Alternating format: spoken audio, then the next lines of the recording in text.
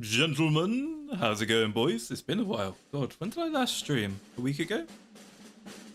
In Dixie's land, I'll take my stand. Look away, look away, look away, Dixieland. How's it going, Lemons, my friend? Good to see you, buddy. Hang on, that was a little bit loud. Let me turn that down a little bit. There we go. The yellow rose of Texas is the only girl for me. I love these old Civil War songs. They're so good. Hey, Afa. Thank you very much for the kind words on the model, guys. I bloody love it. There's so much fun to be had with this. I'll show it off properly another time. I'm wearing my human skin suit over its real furry body. Hang on a minute. Is this gonna fuck things up? 1 second. What happens if I press this? Ooh. Hang on, my stream's delayed a little bit. Let me see. Has it popped up? It worked. Yay! There we go. There we go. Look, I've still got a furry toggle. Don't worry. This my VTuber artist, the rigger, actually gave me this toggle for free. I didn't ask for it. She saw how you guys love giving me shit for being a furry, so she was like, "Yeah, you gotta have one of these, Maulington." It's a surprise for me. She's the best. But yes, welcome to today's stream, boys. Today I'm going to be talking about that one time the Americans started shooting at each other more than they do normally. Hey, Reconnect. Oh no, he's a cat boy. Whimsy blesses us. She does. God bless her. So today's stream is of course presented as always by myself, Lord Maulington. I am the sexiest man in VTubing, replacing of course Vox Akuma, who was previously VTubing's sexiest man. I think Vox has fucked off to Bing Chilling Land on Bilibili, so I am now taking up the vacuum that's been left from his disappearance. And yeah, So that's where we are with this at the moment. I think before we get into today's stream and I start droning on at you about my findings on the US Civil War, I find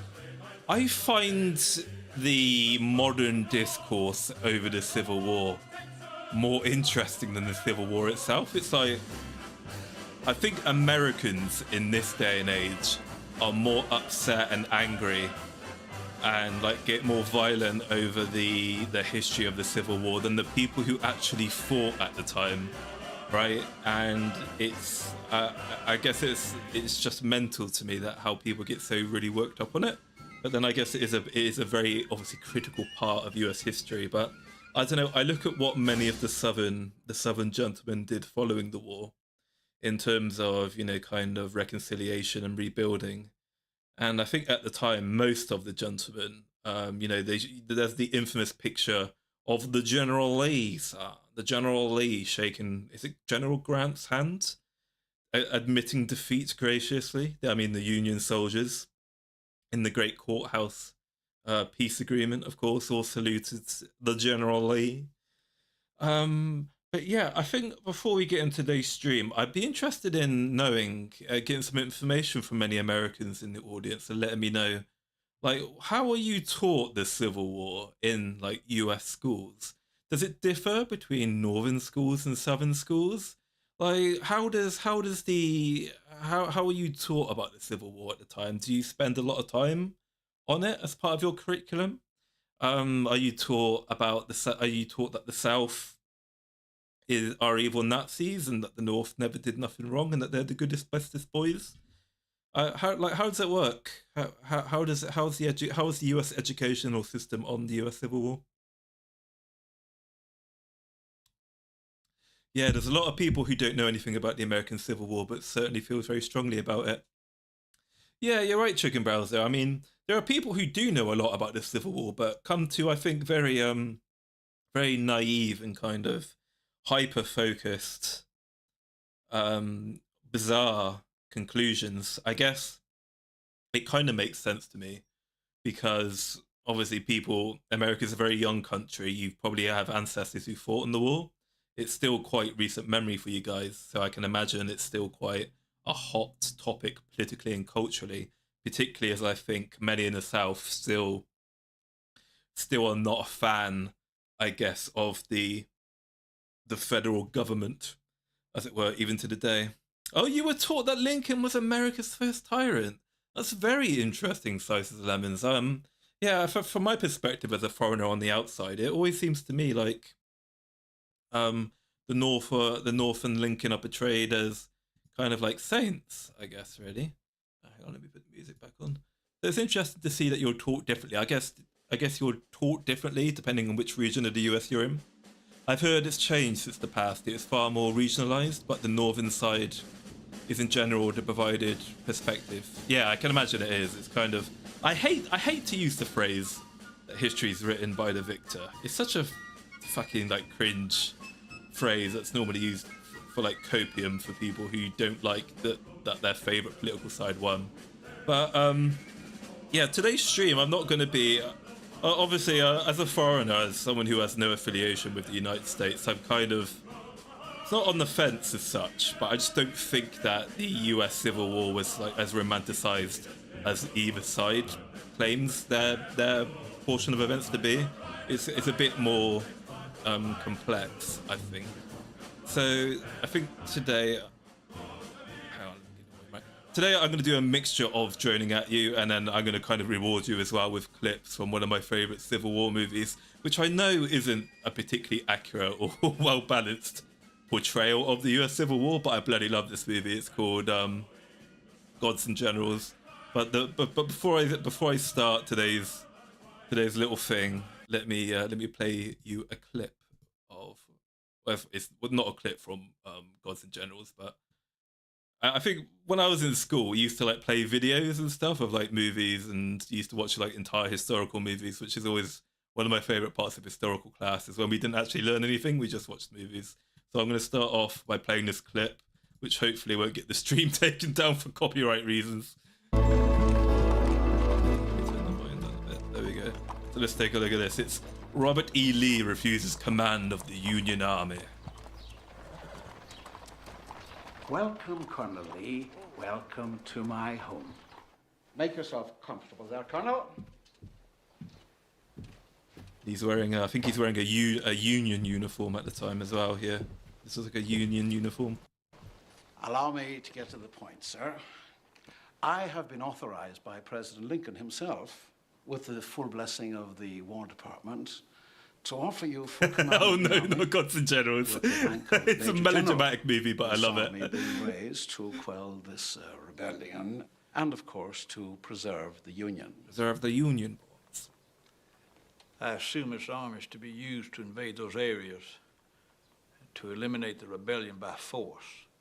Yes, sir. The federal government has been challenged by these rebels, who have been most effective in changing the sentiments of various state legislatures, challenging our Constitution and challenging our central government. The So attack on gentlemanly. Fort Sumter cannot be ignored. General, my home is right there across the Potomac, while you can see Arlington House from your front door. My family is spread all over this part of Virginia. Virginia. If you invade the South, your enemy territory will be there, right across that river. Well, sir, there is no great outcry for secession in Virginia. You're very wrong about that. It's not a foregone conclusion that Virginia or Tennessee, Arkansas, or Kentucky will join the rebellion. Hey, Rob. Good to see you, my buddy. Yeah, no worries. Thank you, Rob. Humbly Good submit to see you, my that friend. you're mistaken about Virginia. As you know, the legislature is convening in Richmond this very day to discuss the very issue of secession. Now, perhaps you know their mind better than they themselves. And I regret to say the president's hasty calling up of 75,000 volunteers to subdue the rebellion in the Cotton States has done nothing to ameliorate the crisis. It has only deepened it. I trust you're not being too hasty yourself, Colonel. This is a great opportunity for you to serve your country. My country, Mr. Blair. I never thought I'd live to see the day that the President of the United States would raise an army to invade his own country. Oh, very evocative statement, that. No, Mr. Blair, I cannot lead it. I will not lead it. I'm sorry to hear you say that, sir. I fear you're making a most dreadful mistake.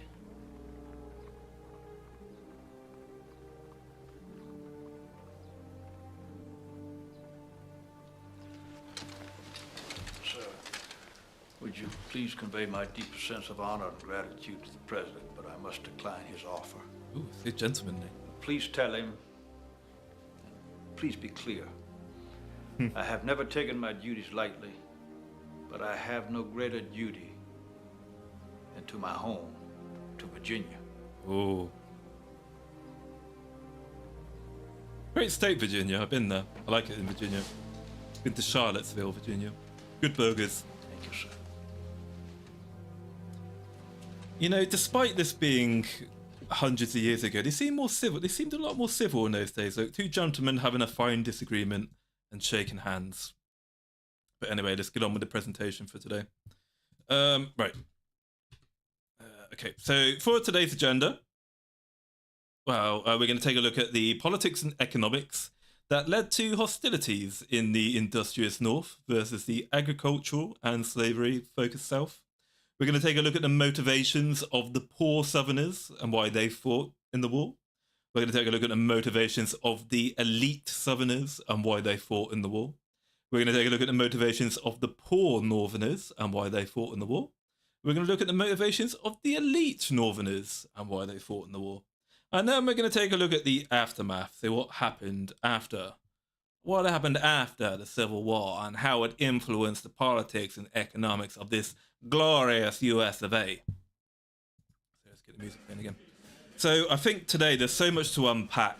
Obviously, I can't realistically cover everything of importance that took place during the US Civil War.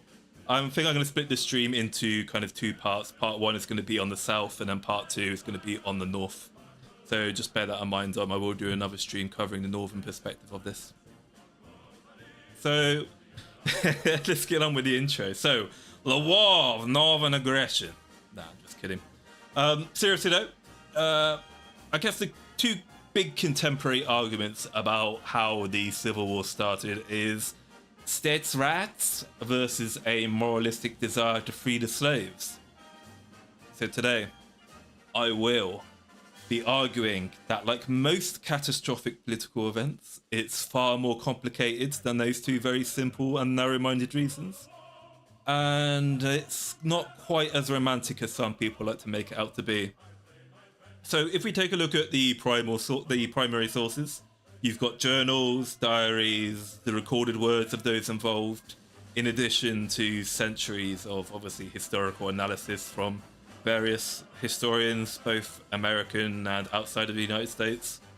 You can take a look at the race relations following the Civil War, which demonstrates that, you know, racism, white supremacy, economics, commerce, states' rights, the resentfulness of a central government, which was seen as uncaring towards Southern culture, a sentiment of having no influence on the part of the South, combined with a perception of unconstitutional interference in the rights of states to govern themselves, led to action on the part of the Confederacy. So, one of the biggest things I see in modern days when it comes to arguments about the Civil War is a state's right to what? That's always the big one, right? A state's right to what? And this is one of the things that confuses me, because I see people who are on the Confederate side, who are pro-Confederates, get a bit flustered and defensive when obviously their historical enemies bring up this point. And similarly, I see the people who try to use a state's right to what as some kind of gotcha, I guess kind of deliberately not see the big picture and try to understand the South's perspective. So I think if we were to take a look at a state's right to what, it's a very simple question to answer. A state's right to what? Own slaves? I mean, yeah, exactly. A state's right to own slaves. That was a big part of it for reasons we'll go into. But I think what people who ask this question don't quite understand, though, is it's not just about the state's rights to slaves. It's also about the principle of the matter as well.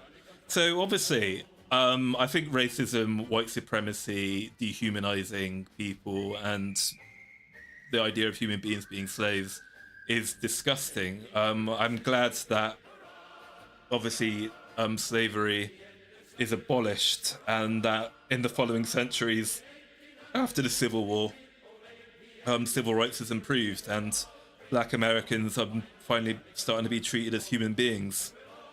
But in regards to, I guess, the sentiment of the states' rights, it's about the Southerners essentially feeling that it's their business, it's their state, it's their culture, it's their economy, it's their politics, it's their home. A kind of alien sort of northern central government that understands nothing of Virginia or the cotton fields of Georgia has no business coming along and kind of telling them what they can and can't do in their own states. So it's like I kind of, even though I'm disgusted by slavery, and I think it's right for that to have been abolished, I kind of at the same time I understand kind of the regionalist and the kind of regionalist sympathies of the Confederate States and how they felt like rebellion against the Northern Union government was justified.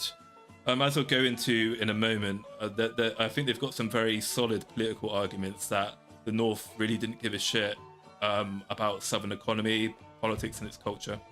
So if you take a look at the reasons why the North kind of took the actions that it did, Filipino by blood, Dixie by the grace of God. Woo!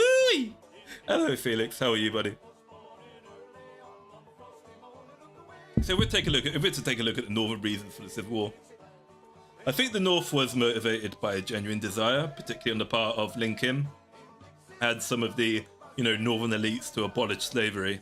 If you look at the journals of both northern elites and some of the poor draftees and infantrymen at the time, many of them did sympathize for the situation of black Americans. But it's important to remember that racism, discrimination, poor treatment, and general dehumanization of black Americans continued in the North for another 120 years, right, following the Civil War. Depending on your point of view, I mean, I'm not going to get into this too much, right, but when you consider positive discrimination and how some, I guess, how certain types of media companies address, I guess, what you'd call black issues, you could to some extent argue that racism is still very much prevalent in the North to this day. When you take a look at, again, the journals of some the average Union soldier, they didn't particularly fancy the idea of being horribly murdered on the battlefield for the sake of freeing what he probably saw as an inferior creature. Lincoln himself also made comments dehumanizing black Americans as inferiors. So it's important to remember that anti-slavery is not the same as black equality, and that's kind of a logical fallacy I see a lot of people fall into, because they think that, if you're anti-slavery, that's about black equality, when that very much wasn't the case. Hi, how's it going, buddy? Good to see you, my friend. So let's take a look at the politics and the economics of both. I said Southern, actually. I'm going to briefly go over both how the Southern and the Northern economies kind of functioned during this time. Hey, Sample. Good evening, my good sir. Today we're going to be looking at the economics and politics of Civil War, gentlemen. Okay, so the Northern versus the Southern economy. The South, as you probably already know, it's primarily agricultural through slave labor, mostly through cotton picking. It's uncompetitive relative to the much more industrious, productive, and populous North. 90% of US manufacturing output comes from the northern states. So what the kind of stuff the North is producing: steel, coal, textiles, wood. Nice Southern accent there, British man. Hey, Pascal Saucer. I'm off to speak to you later, actually, Pascal Saucer. I want to know how your meeting went about the thing. But yeah, a General Pickett, you must look to your division. General Lee, I have no division.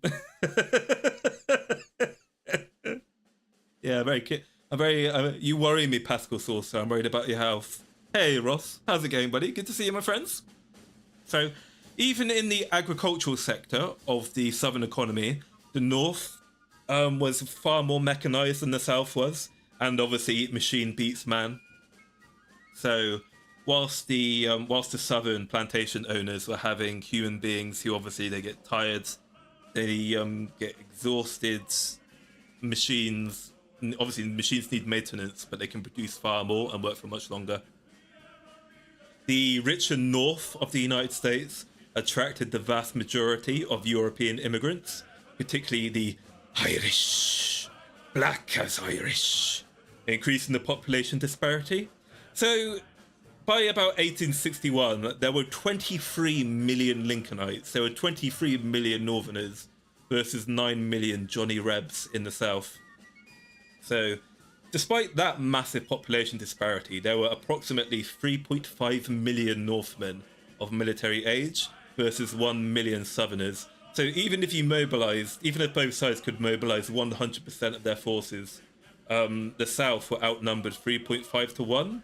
And in terms of production of military arms, they were outnumbered about 100 to 1 in terms of being able to produce like firearms, clothing, artillery, etc. So right from the get-go, you can kind of see, based on the massive disparity in economic power between both North and South, in order for the South to have any possible reason, any possible ability to win this war, would require fast, incredibly effective and decisive battles, including the capture of the capital, or even possibly the capture of Abraham Lincoln himself, or assistance and support from outside powers who may have some kind of vested interest in seeing the Southern victory. So as I'll go into a bit later, the French and the British, those pesky colonizing British, were very dependent on southern cotton to fuel their own war economies and their own just general economies as well. And of course, finally, the infrastructure in the north was much more established than it was in the south.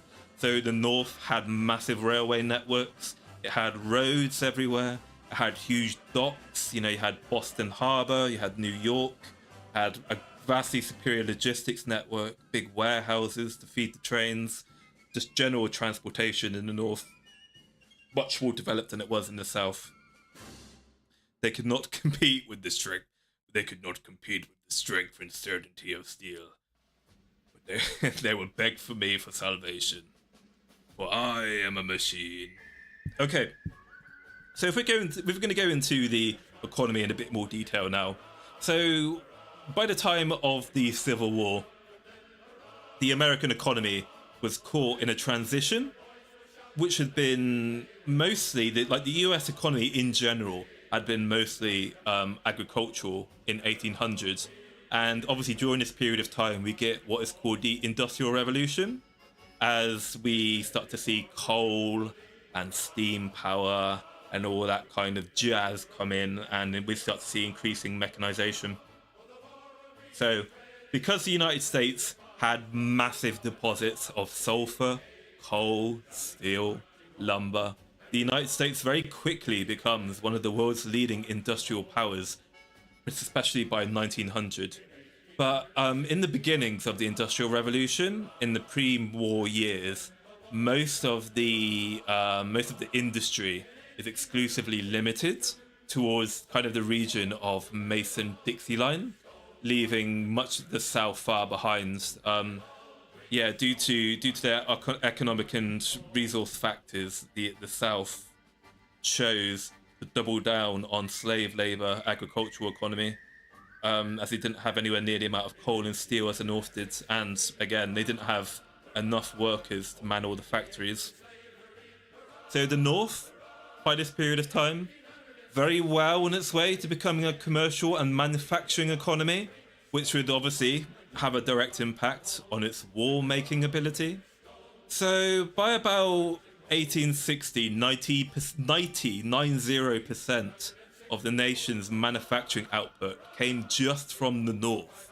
The North produced 17 times more cotton and woolen textiles than the South, 30 times more leather goods, 20 times more pig iron, which is kind of the shitty iron that's then used to create steel and better forms of iron, and 32 times more firearms. So the North produced 3,200 guns to every 100 produced in the South, and only about 40% of the northern population was still engaged in agriculture by 1860, compared to 84% in the South. So yeah, we can start to see that very quickly the northern economy starts to go whoosh, and the economies of scale starts to take effect, and the poor northerners, as they're suffering losses, battlefield losses in their resources, eventually they can't even equip all their infantrymen with uniforms, and a lot of the guys eventually aren't even able to have like a pair of shoes or underwear, whereas every single Northman is given a musket and a uniform.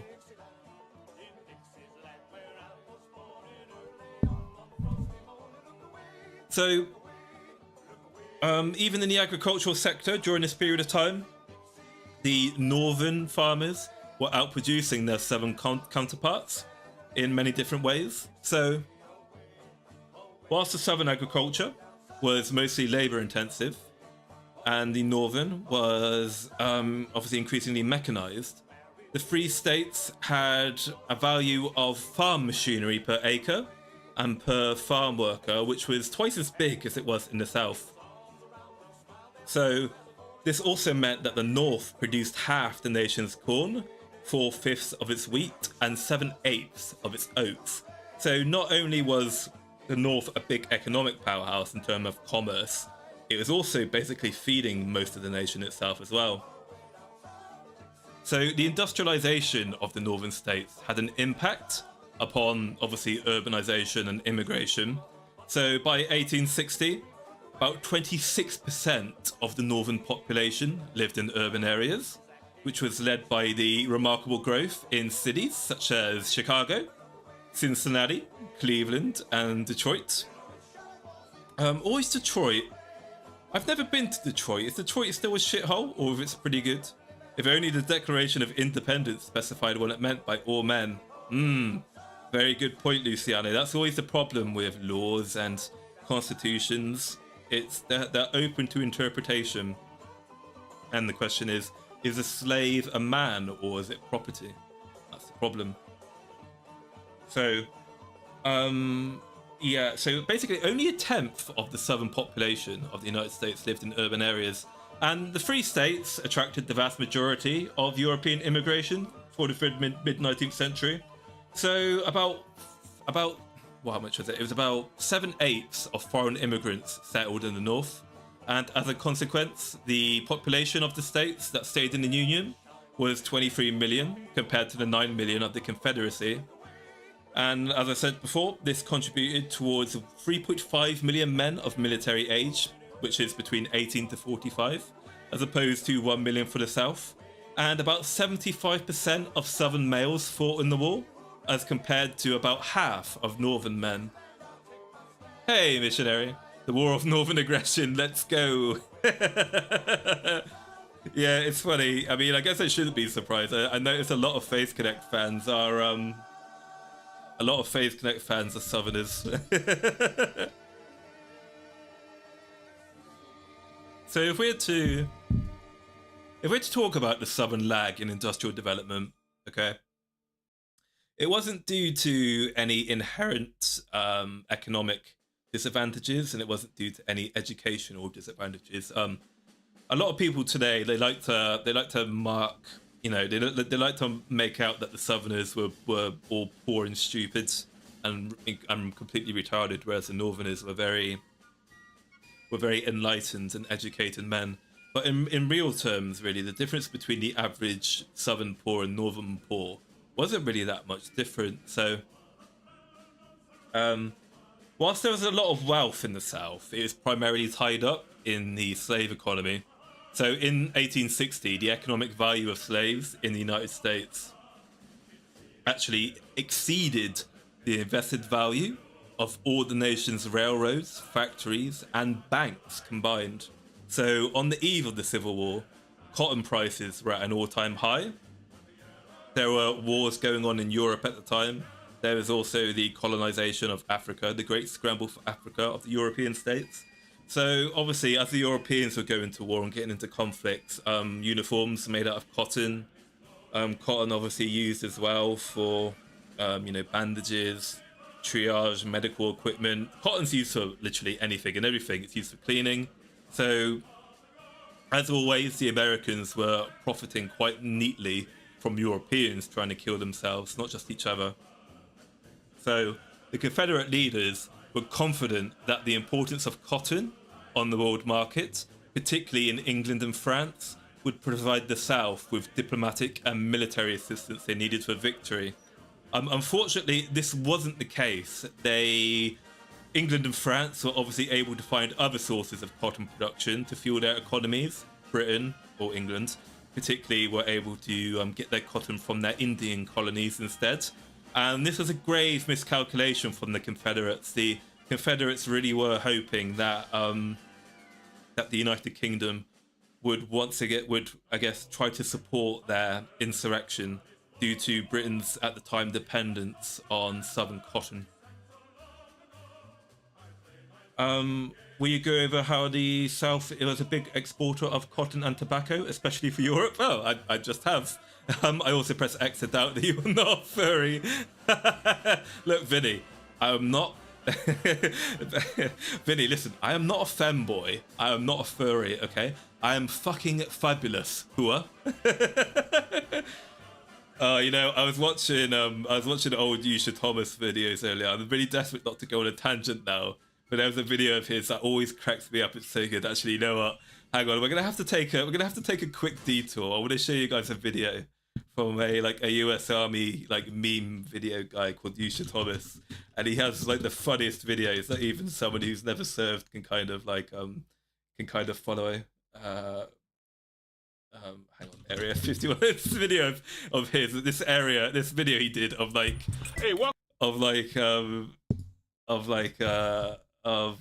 veterans at the Area 51 thing is funny. Like, do you guys remember when invading Area 51 became a meme, and there are people who were like talking about trying to overwhelm Area 51 to go see what's inside? So this guy does like a meme video of all the different types of veterans, and these two ones are absolutely hilarious. Somebody help!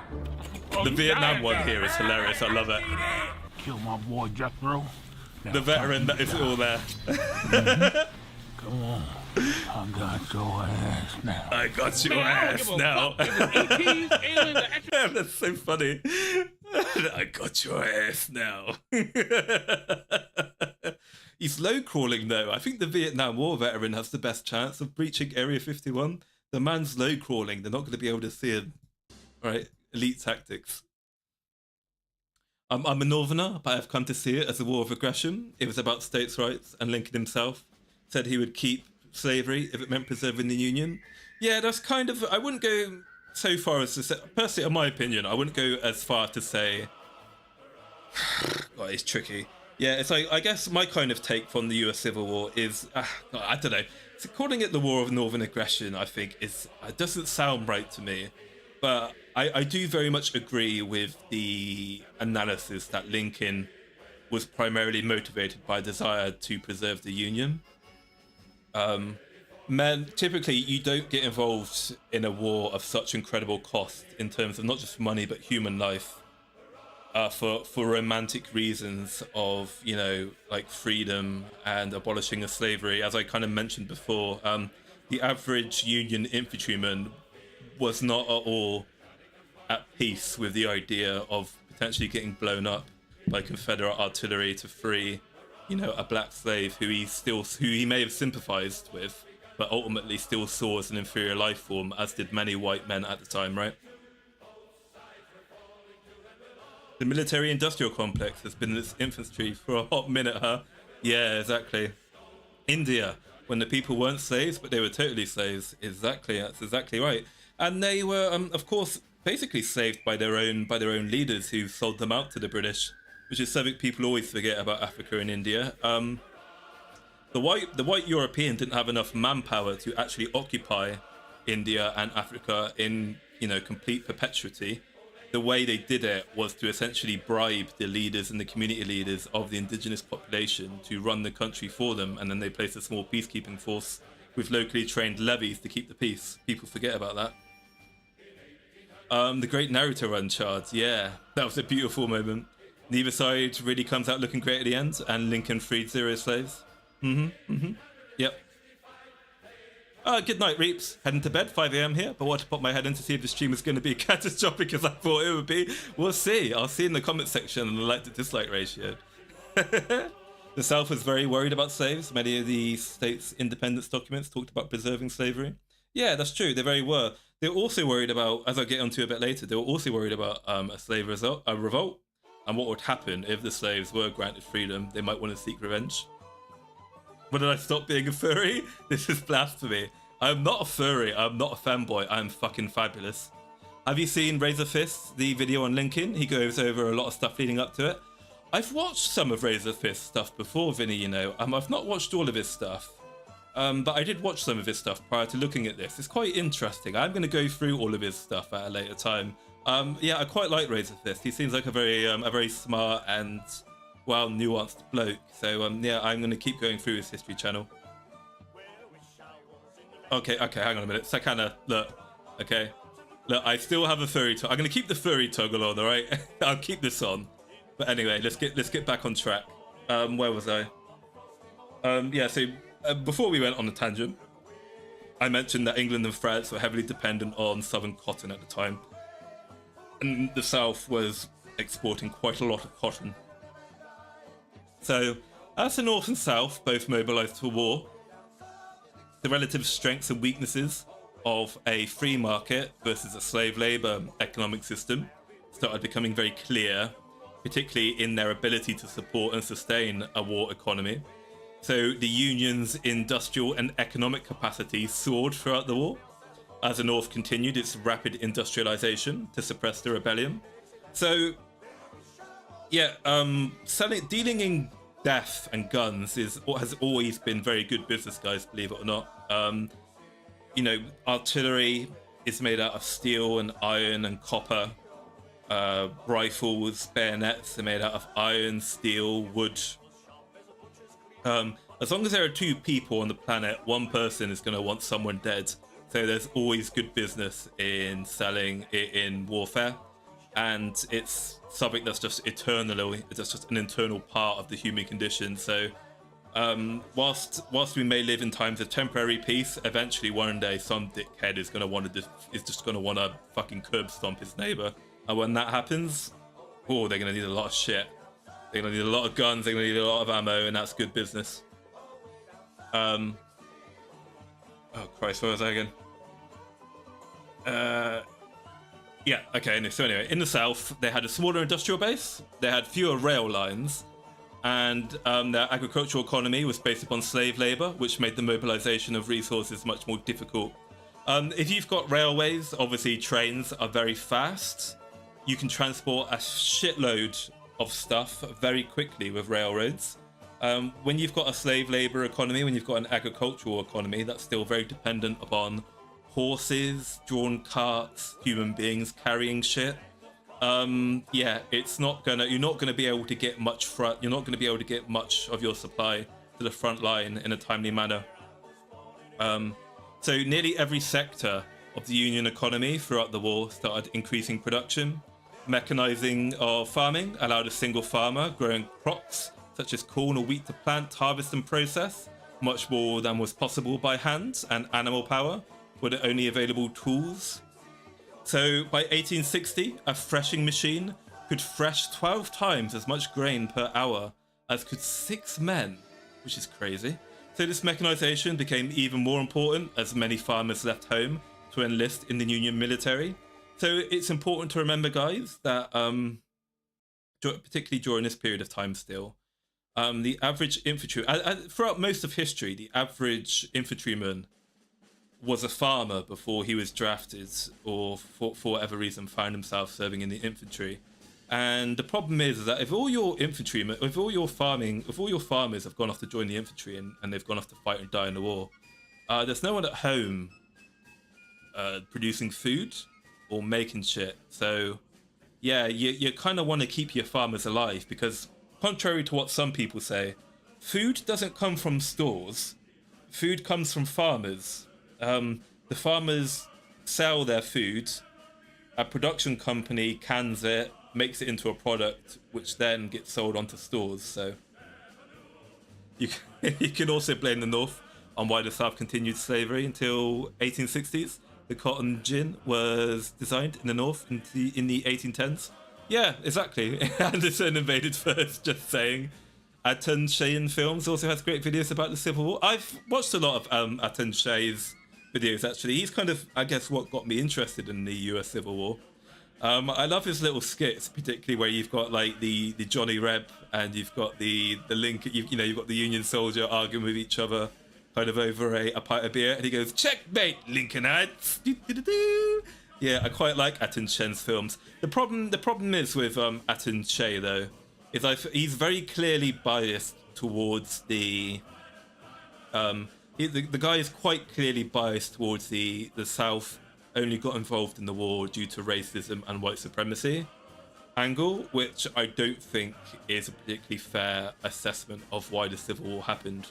As I said earlier, I think it's much more complicated than he would like to make it out, but yes, it certainly is a big reason.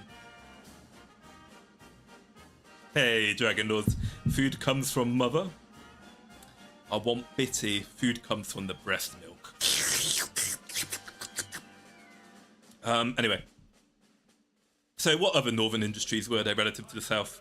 So the Northerners produced weapons, leather goods, which is obviously boots and gloves and riding crops, etc. Iron production, textiles, and this all improved as war progressed. but the same was not true in the South. The twin disadvantages of a smaller industrial economy and having so much of the war fought in the South hampered the Confederate growth and development. Obviously, remember, boys, that the North fucking torched a good amount of the South. They lived off the land, obviously, as well. They would pillage, they would poach, they would steal food from the locals to fund their continued march on the southern sector. And southern farmers, including the cotton growers, were obviously hampered in their ability to sell their goods overseas due to Union naval blockades, obviously due to the Union's vastly superior manufacturing and industrial capabilities. The Union Navy was vastly superior in size to the Southern Navy, and that meant that the cotton exports, of which the Southern economy was based upon, couldn't get their shit out, so that meant no more money. So the Southern economy, whilst shaky throughout the war, grew markedly worse in its later years. You've got the Emancipation Proclamation, which enraged the South with its promise of freedom for the slaves, and it threatened the very existence of its primary labour source. The economy continued to suffer during 1864 as Union armies battered Confederate troops in the eastern and western theatres. So in the east, you've got General Ulysses S. Grant, who threw men and material at Robert E. Lee's depleted and increasingly desperate army. You've got Grant taking advantage of railroad lines and new and improved steamships to move his soldiers, and he had a seamlessly endless supply of troops, supplies and weapons to dedicate towards crushing Lee's sadly increasingly ill-fed, ill-dressed and undermanned army. Though the campaign eventually fell into a stalemate at Petersburg, Virginia, Grant could afford to, as he stated himself, fight it out along this line if it takes all summer, whilst Lee was desperately running out of time. Sherman's treatment of the Southerners was beyond appalling. Yes, I completely agree with you there, Chicken Browser. I can't believe that, particularly in 1860, that one American would deliver such terrible destruction and terrorism, I guess you could call it, upon his fellow Americans, even if they were secessionists. So to kind of put this into perspective for you, during the English Civil War of the 17th century, which is a war obviously between the Royalists and the Parliamentarians, during the 17th century English Civil War, we treated the people of the Parliamentarians treated Royalist towns with decency and respect that they would their fellow Englishmen, and vice versa. There was very little in the way of pillaging, raping, burning, and murder among the different factions of the English Civil War. Yet, over about 200 years later, after the English Civil War, supposedly more enlightened and industrious Americans were inflicting awful brutality upon the citizens of their fellow countrymen, which is quite shocking. But yeah, Ulysses Grant, not a particularly nice man, and Sherman either, for that matter. Fort Summer is not mentioned enough. Yeah. Let's play another clip before I continue on with the economics of the South. So the next slide, we're gonna kind of we're gonna go into a bit more detail about the South itself. So where did I put my thingy bob? Okay, so I'm gonna play with you another clip of famous documentary Gods and Generals. Oh dear.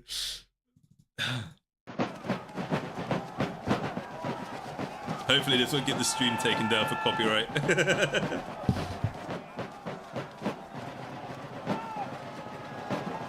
Woo!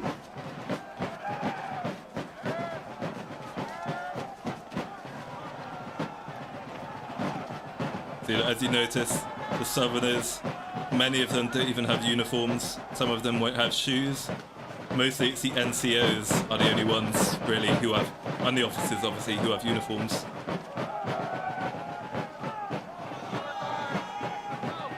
quite like the drip of the Confederates, if I'm being honest. I really like their drip. I like these grey uniforms and their black riding boots and their hats. I mean, is that a Stetson?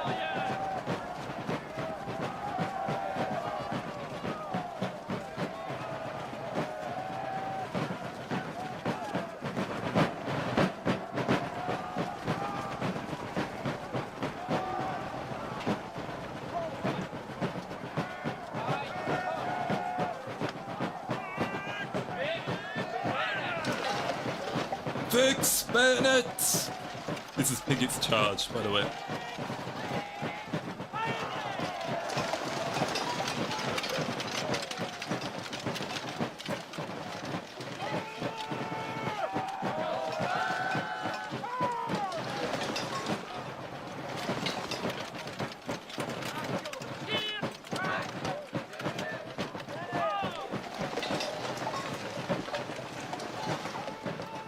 These are the men of Virginia. This is a Virginian regiment.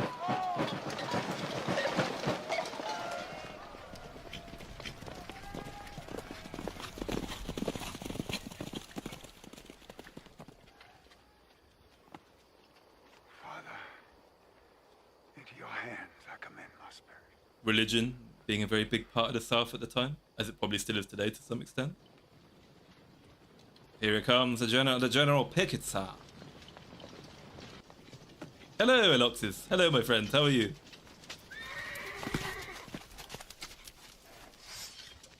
General Pickett, you must look to your division. Up, men! Up! And to your posts!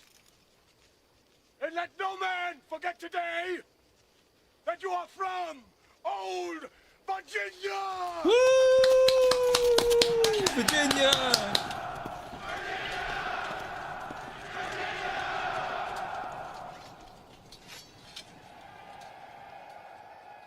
Virginians!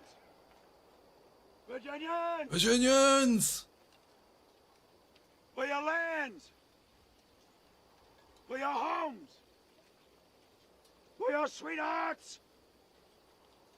For your wives! For Virginia! Forward!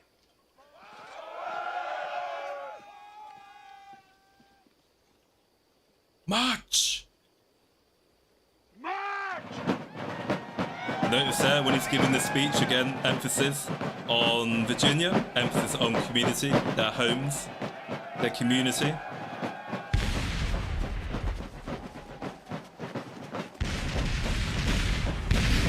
Very brave men. Very brave men. Ooh. Yep, very brave men on both sides here. Charging into the Union artillery across open fields. Well, not even charging, they're marching across open fields into the Union artillery. Awful, fucking disgusting, tragic slaughter. Good Lord, the balls on those men. I don't think we'd see their like again in the current year. So yes, let me continue on. So let's talk about the South. Let's go into a bit more detail about the South. Is it true that only 25% of Southern households own slaves? Yes, this is true, in fact. However, it's important to remember that although a very small percentage of the US, of Americans own slaves, it's important to remember that the entire rest of the Southern economy benefited from it. So plantation owners were a relatively small part of the Southern population, but the plantations themselves were the seat on which much of the Southern economy rested. There was the Cotton Speech, the failure to spread slavery to the new states as more and more states were being incorporated to the United States, meant that there was an increasingly enormous loss of power and influence for the Southerners, Southern politicians. In the 1860s, black people were both South and North seen as inferior life forms to whites. Furthermore, if the slaves were freed, they would compete for jobs and opportunities, which is again true in the North. As you'll see during, of course, the Civil War, There were riots and lynchings in New York towards Black Americans. There were Southern churches had also made slavery a spiritual theme for their sermons. The church and religion had a very powerful influence over the Southern states during this period of time. The church claims that abolitionists were infidels and Satanists trying to undo an institution, I should say, sanctified by God himself. And yes, you raised a good point there, Hobo of Mexico. Actually, the war was actually quite unpopular on both sides of the divide.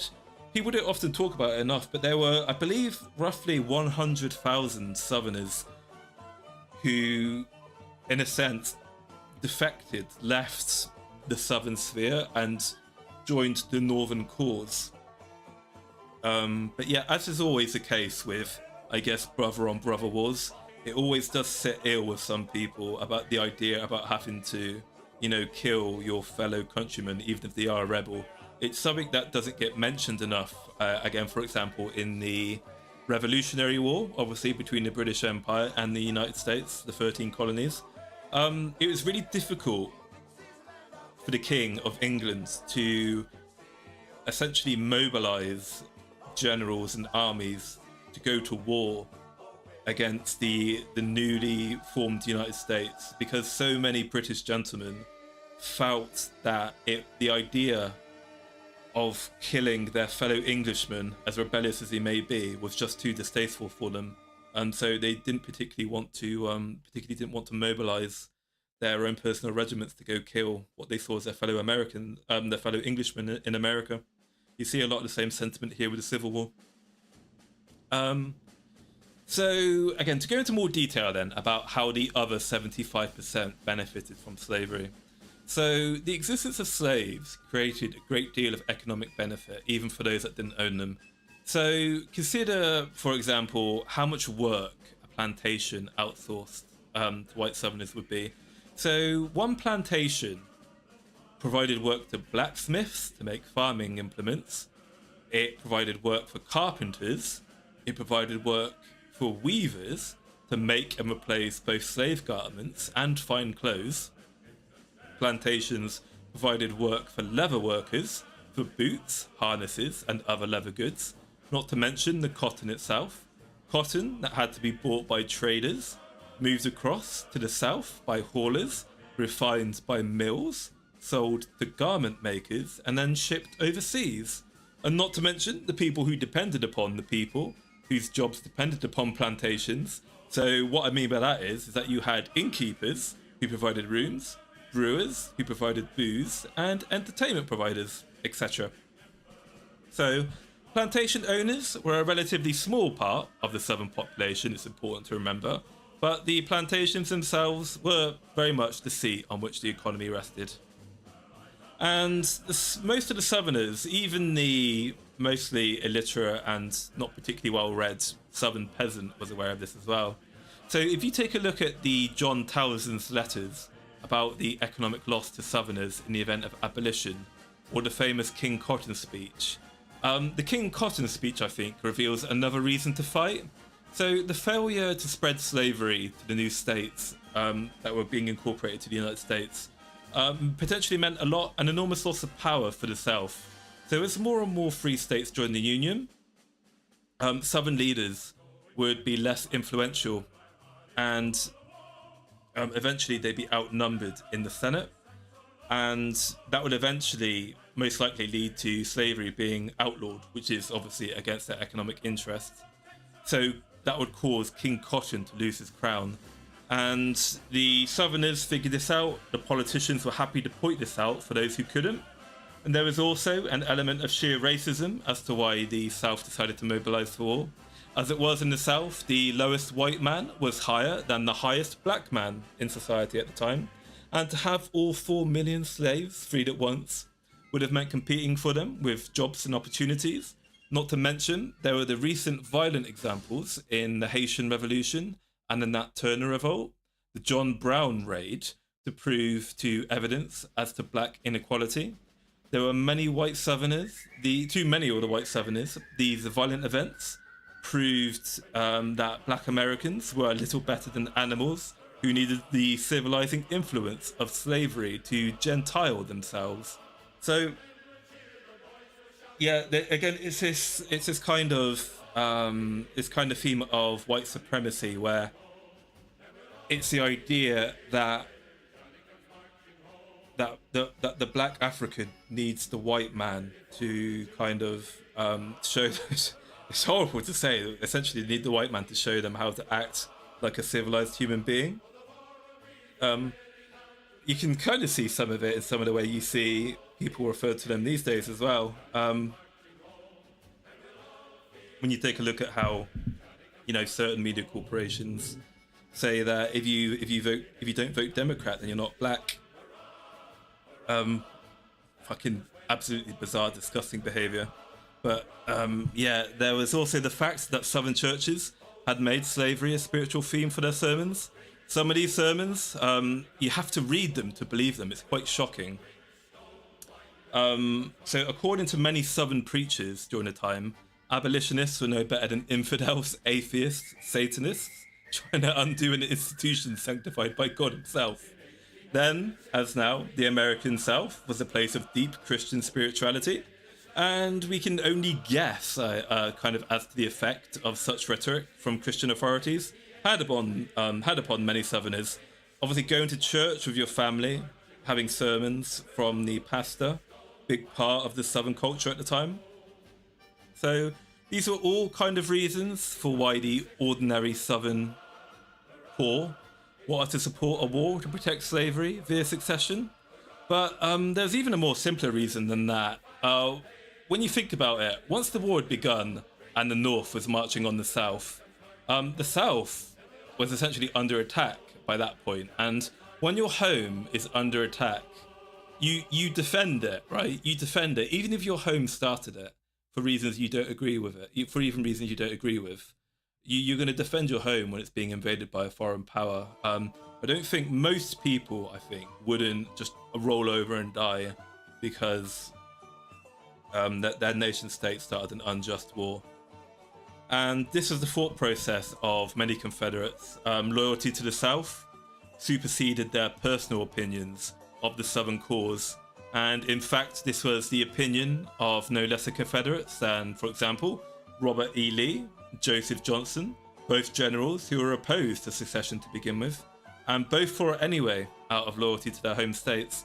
So I think one thing you have to think about as well when you consider the kind of the average, the average Northerner at the time and how culture and society worked back then, is that you'd be peer pressured to stick to your community, right? Because that's the people you live with. So if everybody in your community, if all the people on your block are supporting one thing, if you join the opposite sides, then it's going to be a little bit embarrassing. You're not going to be exactly treated well by your neighbours, right? So there's that peer pressure element is involved. So if we take a look at the low-class Southerner in some more detail, it's easy to understand why slave owners themselves, the rich, would be concerned about the threat, real or imagined, what Lincoln posed to slavery. But the poor Southerners who didn't own slaves, why do you think they would kind of risk their livelihoods by leaving the United States and pledging allegiance to a new nation that was grounded in the kind of proposition that all men are not created equal, a kind of a nation established to preserve a type of property that they didn't own? So you've got more than 4 million enslaved human beings living in the South. You've got about approximately 4 million slaves, and they touched every aspect of the region's social, political, and economic life. Slaves didn't just work on the plantations. In cities such as Charleston, they cleaned the streets, they toiled as bricklayers, they were carpenters, blacksmiths, bakers and labourers. They worked as dockhands and stevedores. They grew and sold produce, they purchased goods and carted them back to their masters' homes, where they cooked the meals, they cleaned, they helped raise the children, and they tended to the daily chores. So Charleston looks more like a Negro country than a country settled by white people, a visitor to Charleston once remarked. If you want the sources as well, by the way, for where I'm getting the quotes from and the research, I'll put it in the comment section once this information gets obviously uploaded as a VOD. I'll post my sources. During the Civil War, people were more loyal to their state rather than the federal government. Yeah, many people were, but it depends on the person. Some people also felt their loyalties lied more with the idea of a unified United States and weren't particularly keen on the idea of splitting into potentially two different states. So there was a very palatable, there was a huge fear of a slave rebellion, which is palpable. The establishment of a black republic in Haiti and the insurrections threatened and real of Gabriel Prosser, Denmark Vesey and Nat Turner stoked the fires. So John Brown's raid at Harper's Ferry sent shockwaves through the South. Throughout the decades leading up to 1860, slavery was a burning national issue, and political battles raged over the admission of new states as slaves or free. So to kind of, the Northerners weren't like idiotic. They kind of saw the way things were going. So rather than just tell the Southerners to fuck off and deal with it, they did try to strike some compromises. So there was the Missouri Compromise. There was the Compromise of 1850. But the controversies couldn't be laid to rest. They couldn't alleviate the South's fears. So the South, feeling increasingly beleaguered as the North increased its criticism of slavery. You got abolitionist societies springing up, Northern publications demanding the immediate end of slavery, politicians waxed about the immorality of human bondage, and overseas, the British Parliament terminated slavery in the British West Indies. So, a prominent historian accurately noted that by the late 1850s, most white Southerners viewed themselves as prisoners in their own country, condemned by what they saw as a historical abolition movement. So as Southerners became increasingly isolated, they reacted by becoming more strident in defending slavery. You know, it's the typical thing. If you push people too far, they start to double down and become more defensive in the things they believe in. The institution of slavery wasn't just a necessary evil. It was a positive good, a practical and moral necessity. Controlling the slave population was a matter of concern for all whites, whether they owned slaves or not. Curfews governed the movement of slaves at night, and vigilante committees patrolled the roads, dispensing summary justice to wayward slaves and whites suspected of harbouring abolitionist views. So you start to see, as the North pushes more and more, you start to see more, I guess, kind of extremist actions from Southerners to try and preserve their way of life, because obviously their economy is dependent on it. Laws were passed against the dissemination of abolitionist literature, and the South increasingly resembled a police state. So you've got a prominent Charleston lawyer describing the city's citizens as living under a reign of terror. So what were the churches exactly saying at the time? What were the pastors preaching in the 7 churches? So if we take a look and we go back to kind of what it was like in the South during this period, the church in the South was basically the center of social and intellectual life in the North. That was where people congregated, it's where they learned about the world and their place in it, and it's where they received moral guidance. So the clergy was comprised mostly of the community's cultural leaders and educators, and so it carried tremendous influence with slaveholders and non-slaveholders alike. So what were the Southern pastors, preachers and leaders telling their flock? So the Southern clergy defended the morality of slavery through an elaborate scripture, which its defense was built upon the infallibility of the Bible, which they held up as the universal and objective standard for moral issues. So religious messages from pulpit and from a growing religious press accounted in large part for the extreme, uncompromising and ideological atmosphere at the time. As Northern opposition to slavery grew, the 3 major Protestant churches split into Northern and Southern factions. You've got the Presbyterians, which divided in 1837, the Methodists in 1844, and the Baptists in 1845. So the segregation of the clergy into northern and southern camps was profound, and it spelt an end to meaningful dialogue, leaving southern preachers to talk about southern audiences without contradiction. So essentially what happened is, as the splits continued and things kind of became more polarized between the northern and the southern factions, you've essentially got hug boxes. You've got circle jerks. You've got no dissenting voices. You haven't got a second pair of eyes. You've got like ideas and behaviors are no longer being challenged. And when you've got that kind of environment, things start to build up. They start to escalate, and you start to become hostile to outsiders. So the Southern Presbyterian of South Carolina observed that there was a religious character to the present struggle. He argued that anti-slavery is essentially infidel. It wars upon the Bible, on the Church of Christ, on the truth of God, and on the souls of men. A Georgia preacher denounced abolitionists as diametrically opposed to the letter and spirit of the Bible, and as subversive of all sound morality, as the worst ravings of infidelity. Again, they were very scathing in their criticism of abolitionism. The prominent South Carolinian Presbyterian, James Henry Thornwell, didn't mince his words. The party in the conflict are not merely abolitionists and slaveholders. They are atheists, socialists, communists, red Republicans, Jacobins, and on the one side, and friends of order, and regulated freedom on the other. So in other words, the world is the battleground, Christianity and atheism the combatants, and the progress of humanity at stake. So to the average southerner, particularly the poor southerner, all the elite, educated and moralistic men in his society is essentially telling him that God demands, that God approves of slavery, and that God demands that it's the kind of divine right of the white man to educate them into I guess kind of the enlightened path. So that would do a large amount of work into, I guess, kind of soothing their soul as to the moral justification of their cause.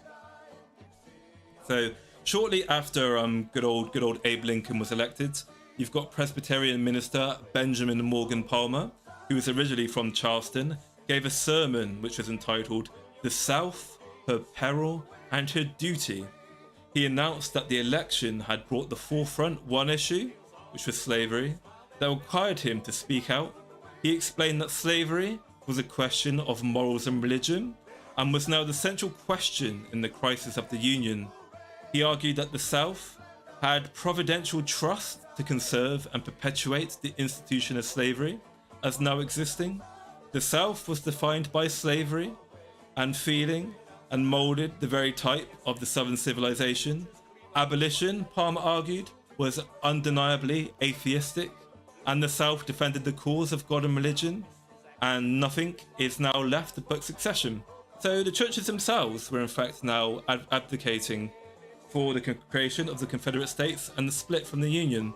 And to support their kind of campaign, there were approximately 90,000 copies of a pamphlet incorporating this sermon from Palmer, which were distributed as far across the South as they could.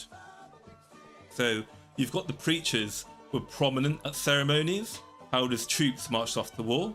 In Petersburg, Virginia, Methodist minister R.N. Stead railed against Northerners, an infidel and fanatical foe who embodied the barbarity of an Attila more than the civilization of the 19th century, who showed contempt for virtue and religion according to their savage purpose. He warned that Northerners wanted to undermine the authority of the Bible, and you go to contribute to the salvation of your country from such a curse. He told the departing soldiers that you go to aid in the glorious enterprise of rearing our sunny South, a temple to constitutional liberty and Bible Christianity. You go to fight for your people and for the cities of your God. So are there any questions so far? Is there anything anyone wants me to elaborate on? Is there anything you guys want to add so far? Anything you feel like I'm missing?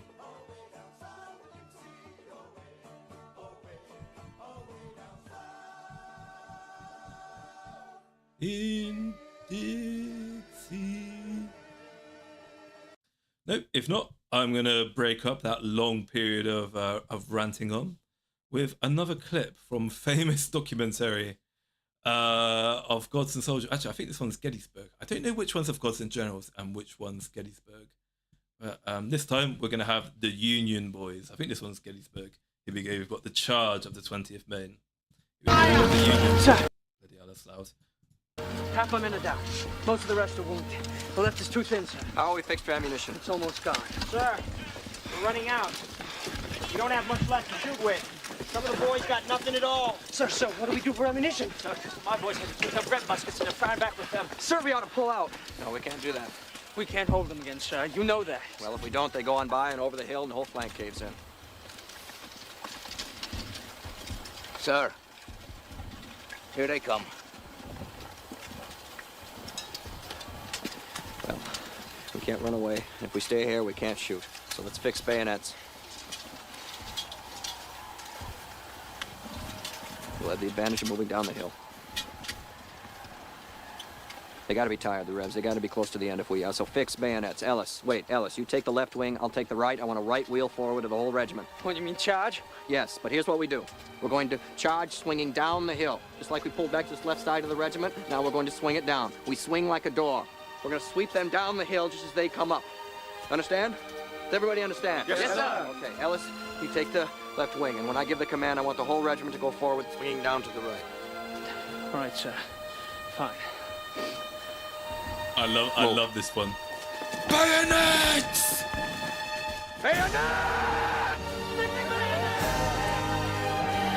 Yeah, oh yeah, let's go, boys. Woo!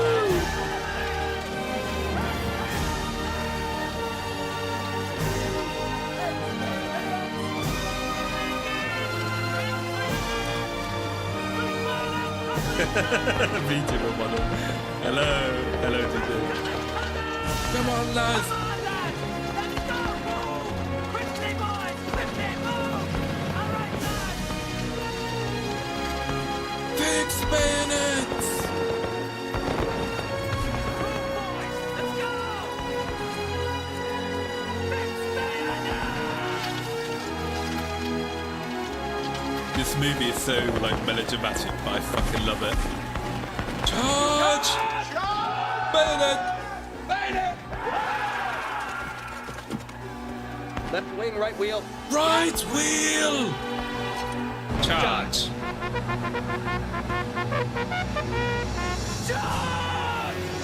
Yeah!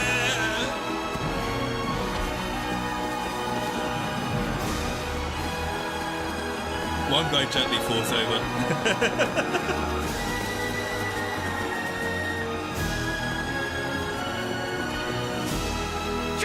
Charge! Fine mustache on that man, a fine mustache.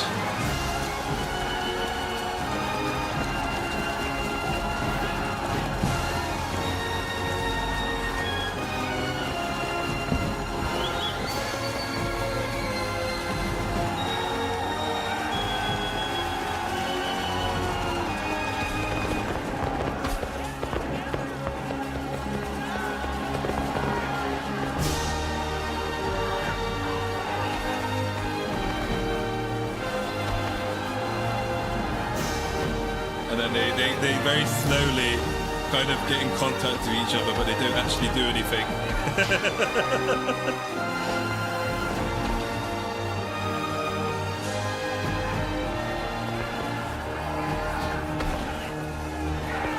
Ooh.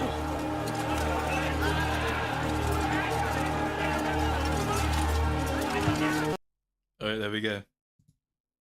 I love this video, it's so good. Anyway,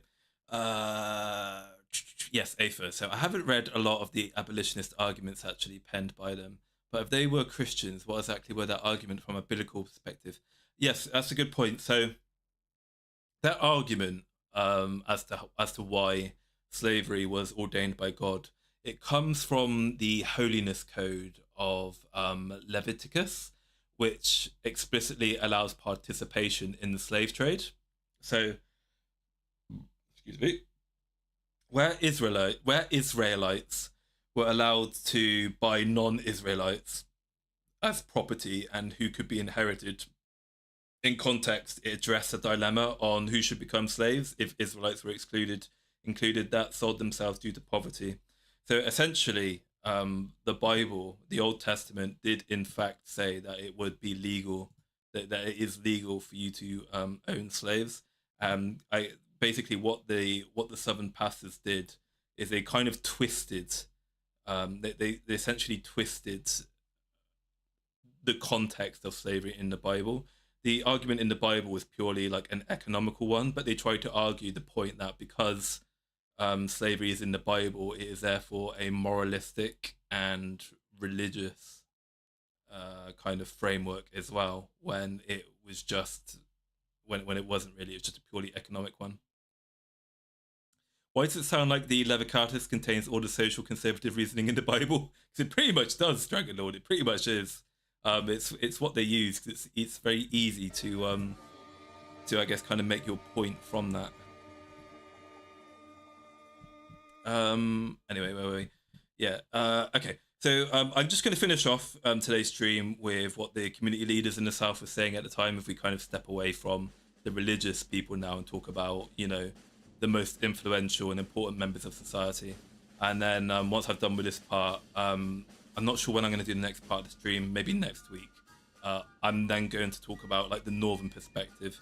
So yeah, before I end today's stream and finish off this final part, I think the point I want to stress here is that I'm not on anyone's side. I think the institution of slavery, I think racism, white supremacy, you know, all that jazz is disgusting.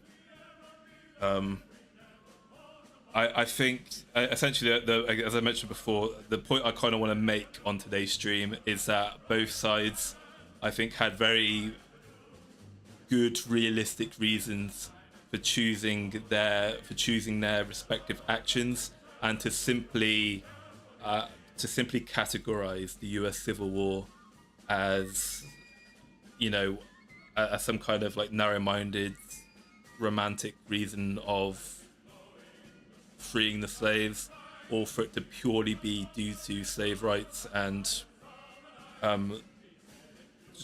northern aggression, isn't a particularly fair assessment.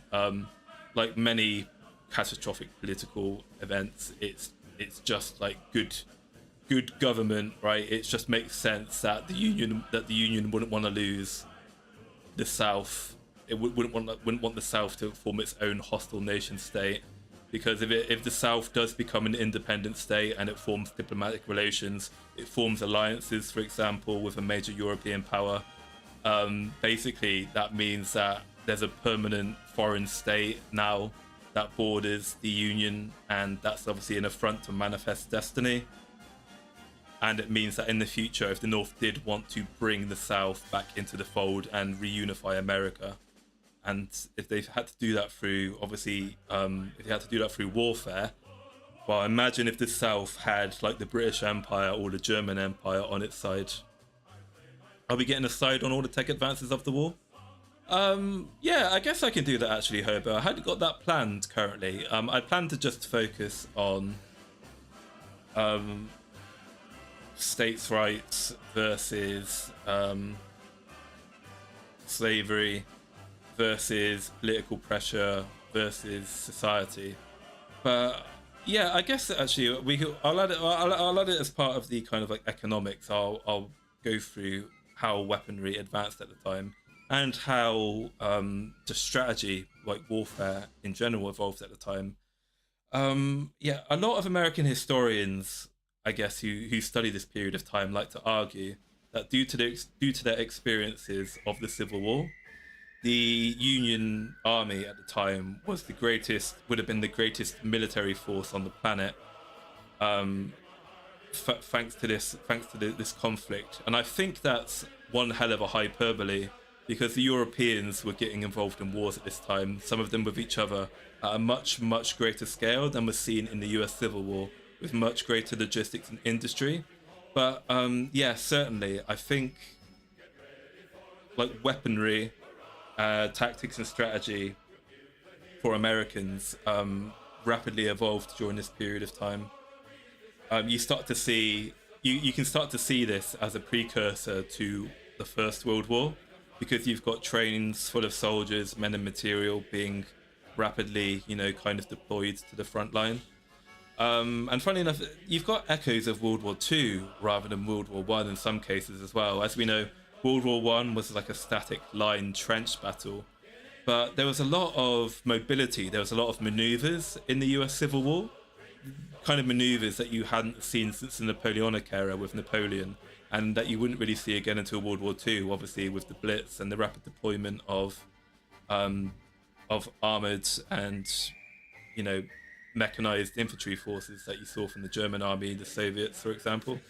It's important to remember that during the Civil War, the South knew that the time was very much not on its side, and so Lee was very big on rapidly advancing to try and take Washington before he ran out of men and materials. And the cavalry in both the North and the South were working overtime to try and scout the movements of the other side. Yeah, the Henry rifle. Hell of a rifle. Henry and Spencer rifles, exactly. Development in shells as well. Development in artillery shells. And obviously manufacturing techniques. So what were the community leaders in the South saying at the time? So Southerners had heard the identical message from their community leaders. In the fall of 1860, you got a gentleman by the name of John Townsend, who owned a cotton plantation on Edisto Island. He authored a pamphlet that delineated the consequences of Lincoln's elevation to presidency. So the abolition of slavery would be inevitable, he warned, which would mean the annihilation and end of all Negro labor, agricultural especially, over the whole South. It means a loss to the planters of the South, at least $4 billion for the time being lost.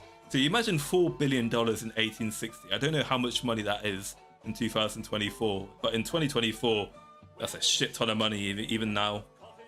So by having this labor taken away from them and a loss of $5 billion more on top of that in terms of capital, so the lands, the mills, the machinery, and other great interests which will be rendered valueless by the want of slave labor to cultivate the lands, and the loss of crops which give those interests to life and prosperity.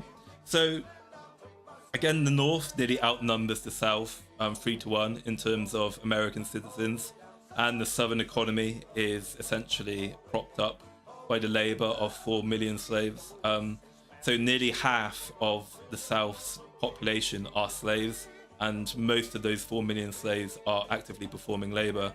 So imagine if the South were to lose that, if the South were to lose their slaves, absolutely critical, devastating blow to the South. They wouldn't be able to survive without it.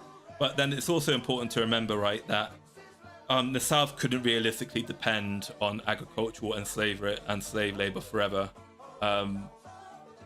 They'd reach a point where they would have to industrialize and mechanize. So where the South gets its major concerns from is there's no real guarantees from the North that they would, I guess, kind of assist the South to transitioning over time to a more mechanized and free economy. As far as the South were concerned, the North would just immediately ban slavery, and they'd go from having 4 million laborers to having 0, right, overnight. And you can imagine how catastrophic of an impact that would have on the Southern economy. So this nice gentleman, he noted that abolition meant the turning loose upon society without the salutary restraints to which they're now accustomed. More than 4 millions of a very poor and ignorant population to ramble in idleness over the country until their wants should drive most of them, first to petty thefts and afterwards to the bolder crimes of robbery and murder. The planter and his family would not only be reduced to poverty and want by the robbery of his property, but to complete the refinement of the indignity, they are to be degraded to the level of an inferior race, to be jostled by them in their paths, and intruded upon and insulted over by rude and vulgar upstarts who can describe the loathsome of such an intercourse. The constrained intercourse between refinement reduced to poverty and swaggering vulgarity suddenly elevated to a position which it's not prepared for. So essentially, what he's saying here, again, it's the white supremacist rhetoric that if you free the slaves, they're going to have nothing to do. Again, because many people at the time saw them as essentially being no better than animals, if they didn't have this control, if they were granted freedom, they would immediately turn upon their former masters, steal all their stuff, you know, kill them, commit crimes, destroy their way of life, basically, like had been seen in some of the slave uprisings in former French territories, like particular Haiti, for example. So there was this, I guess you could call it kind of fear-mongering tactic among Southern community leaders to drill this idea into the mind of the average Southern poor that if slaves were to be emancipated, that would be the end of their civilization, and they would come for, you know, them and their families. So that kind of enforced this idea in the Southerner that he had no choice but to fight to preserve the institution of slavery, lest it was the destruction of his state and his community. So non-slavers, he predicted, would be in danger. It would be to the non-slaveholder, equally with the largest slaveholder, the obliteration of caste, the deprivation of important privileges. The colour of the white man is now, in the South, a title of nobility in his relations as to the Negro.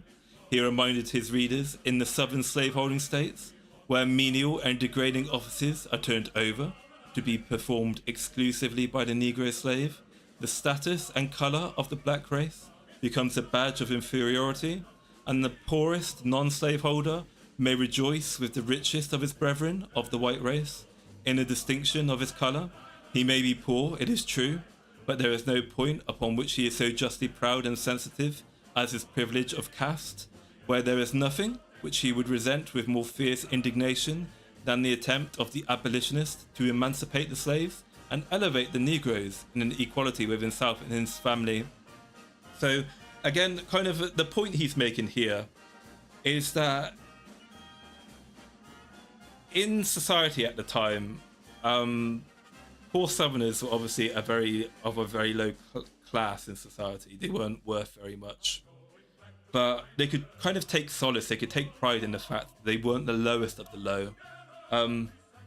You know, it's like shit rolls downhill. At the very top, you've got the Southern gentlemen, you've got the plantation owners, you've got the elite of the Southern society who exploit, you know, the Southern workers, the poor underneath them. Well, not quite the poor, you've got the middle classes, you've got the merchants, the businessmen, etc. And then they kind of look down upon and exploit the labourer, the poor Southern tradesman. But the way the kind of, it's kind of like a coping mechanism. The way the very bottom of society, the way the bottom of society can kind of cope with their situation in life is that they have someone below them to kind of feel superior to, and that they can kick around. So for many Southern poor, having the black slave around was a source of kind of cope for them, because they could always take solace in the fact that whilst they may be low on the hierarchy, they could be worse, right? It could be worse. There's a life form lower than them. And that would eventually kind of be a major motivating factor for many Southern poor to join the Confederate Army. Social mobility in the South during this period of time was very low. It was very unlikely for a poor carpenter or blacksmith to be able to elevate himself in society. But if he enlisted in the Confederate Army, he could become a senior non-commissioned officer. He could very much advance himself in life, be treated with some more respect. And so that was, of course, one of the influences, particularly for young men, poor young men who couldn't even find work as a trader. Enlistment in the Confederate Army kind of gave them an opportunity to earn money, get fed, maybe get some clothing, and maybe learn a trade whilst in the army. Obviously, not all soldiers serve in the tea farms. Armies need blacksmiths, they need carpenters, they need, you know, people who fix your boots and shit. Similar rationale today. People join the military today to learn a trade because they don't know what else to do with their life, right? But anyway, I'll leave today's stream on the Civil War here. Since it's a very talky stream where I'm talking about, very complex and nuanced historical stuff for a long period of time, I don't think it really warrants like a 3 to 4 hour stream. So yeah, I'll end it there, and I'll take any more questions from anyone, any points, anything you guys want to say. Yeah, any feedback, anything you guys got to say, anything you want to add, anything you want to see in a future stream.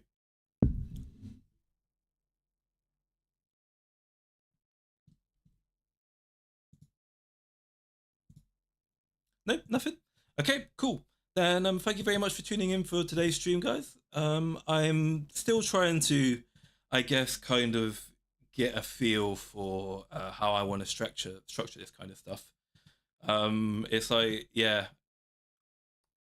Unfortunately, I'm not very good at graphic design, so I'd like to make cool graphics to kind of support what I'm saying. But what I'll do as well is I'll leave the sources as to where I'm getting my stuff for today in a pinned comment on the stream.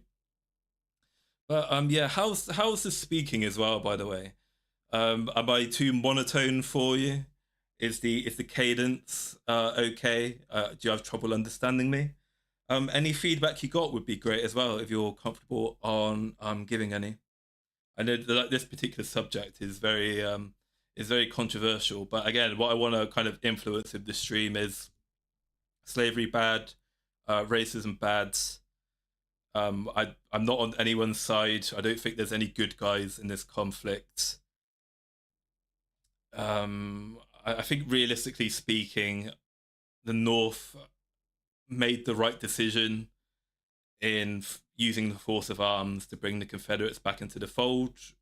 However, that said, I do, on a personal level, I do completely sympathize with I completely do sympathize with the concept of state rights and the Southern cause, not because of slavery and white supremacy, obviously, but because I myself, I'm quite a regional person.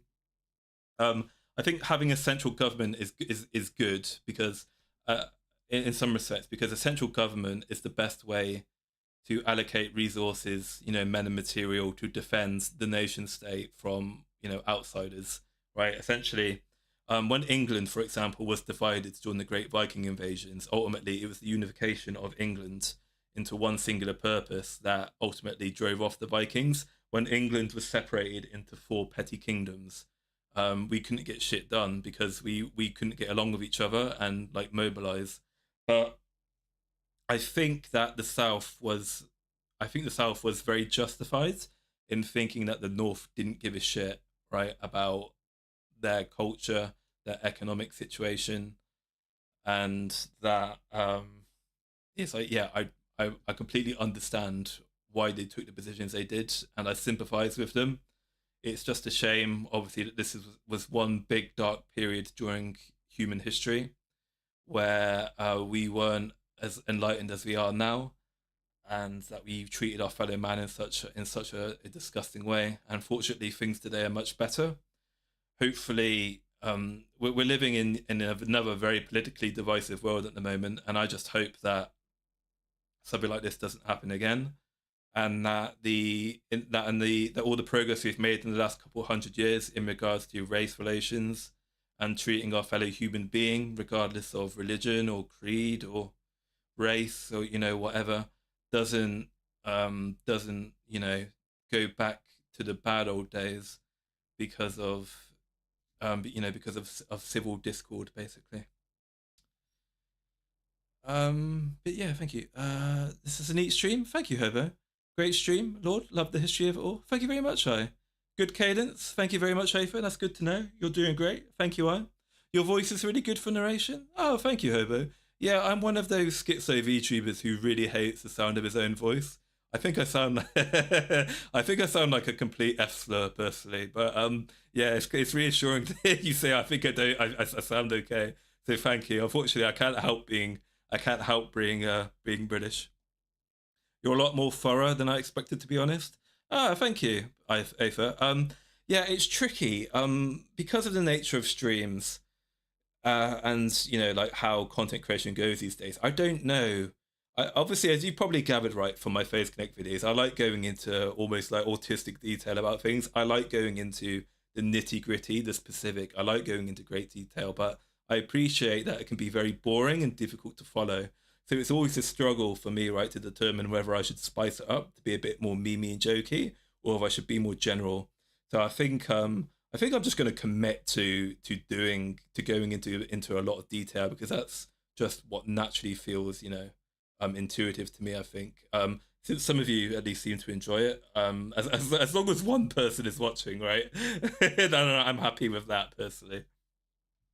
It makes sense why people went to war for the South, given that they were fighting for their way of life. It's always good to do slides of weapon development, though. That might be my firearm autism. Oh, okay. Yeah, I'll do that. I'll add an extra slides with the weapons development. I'll cover both weapons and I'll cover the ships as well. I can't exactly remember it all, but I do vaguely remember that ironclads and steamships developed quite a lot during this period of time as well. And yeah, there were some right terrors on the sea that fought during this period of time. I can't remember off the top of my head, but wasn't there like an ironclad war between a southern ship and a northern ship? And it's like the southern ship had the most bizarre design. I'll have to research that later and remind myself, because it's been a while since I looked that up. But yeah, let me have a look. Let me see if there's anyone who I don't feel self-conscious about raiding is streaming. Yeah, we've got quite a few people, I think. So I'm gonna raid someone. And but yeah, thank you very much for tuning in for today's stream, guys. That was a lot of fun.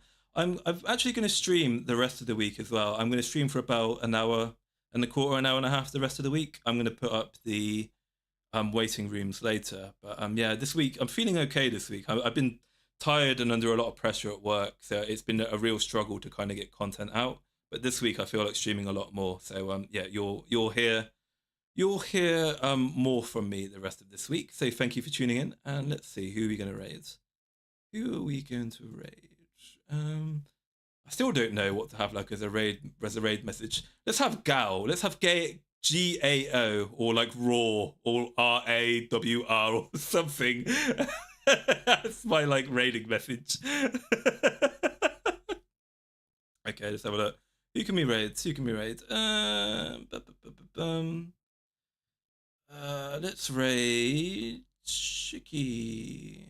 No, actually, let's not raid Chicky. I don't want to mail on stream. Shicky's an idol. Let's not raid Chicky. I'm worried about mail on streaming her. Let's raid Dr. Lolime. Let's raid that guy. I like Dr. Lolime from Flavor. Okay. Anyway, yeah. Good night, guys. Thank you very much. Take care, buddy. Bye bye.